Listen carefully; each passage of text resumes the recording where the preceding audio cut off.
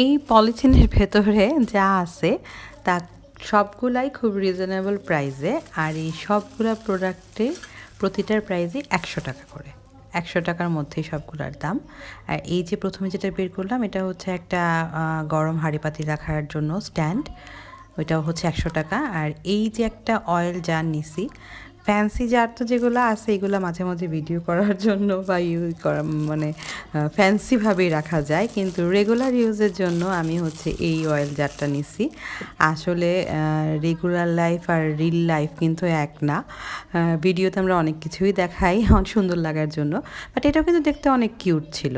তার জন্য তেল রাখার জন্য রেগুলার ইউজের জন্য জারটা নিছি। আর এই একটা মানে সার্ভিং প্লেট নিছি, এটাও 100 টাকা। আর এখানে আমি ওই যে গরম হাঁড়িপাতি ধরার জন্য যে কাপড়গুলো এগুলো নিছি, এখানে 3টার সেট ছিল, 4টা করে ছিল, এগুলো 100 টাকা করে নিছি। তো বেশ ভালোই ছিল ডিল। সবগুলা প্রতিটারই প্রাইস